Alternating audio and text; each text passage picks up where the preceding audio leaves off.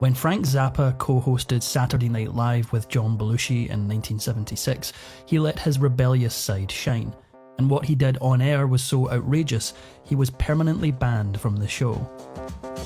Zappa was the musical mastermind who shredded the electric guitar just as easily as he composed contemporary classical hits, but when he wasn't pioneering musique concrète or experimenting with films, he was pushing his bandmates and his fans to their limits, until one of them pushed back.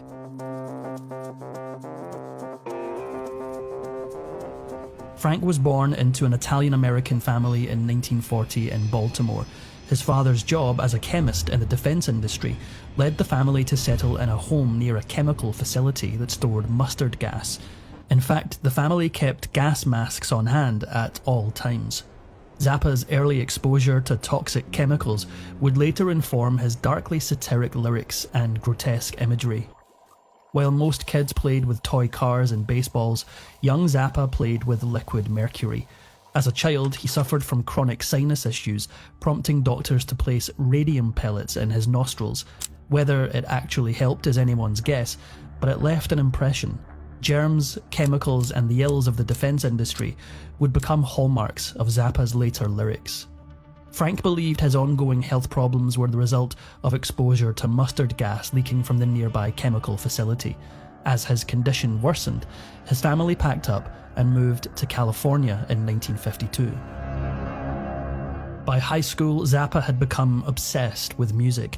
When he wasn't drumming with his high school rock band, he was developing an obsession with avant-garde classical music. Though his parents didn't necessarily agree with his chosen passion, they bought him a phonograph and listened in amusement as he blared R&B, doo-wop, and Stravinsky. There was, however, one artist that became Zappa's true fascination.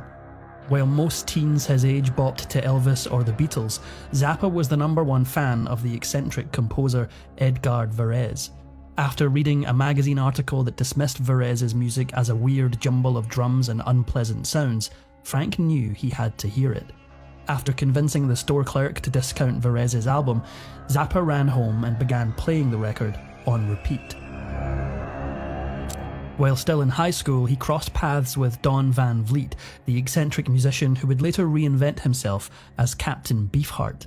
The two became instant friends, bonding over R&B records and musical experimentation.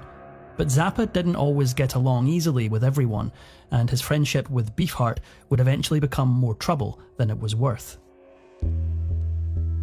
Even as a teenager, Zappa was already writing and conducting avant-garde orchestral pieces, developing a distinct sound. And by his senior year, he was orchestrating performances, pushing his school's band into uncharted musical territory. In 1959, he left home, setting out to chase his musical ambitions in Los Angeles. But instead of lyrics, he found love. Zappa married Kay Sherman shortly after his birthday in 1960, but the relationship lasted just 3 years. As he struggled to find his rhythm in the music industry, Zappa had a brief stint working as a copywriter. Though he didn't stay long, the experience turned out to be a formative one. He developed a love for graphic design and the visual arts that would later shape the sound of his music in interesting ways.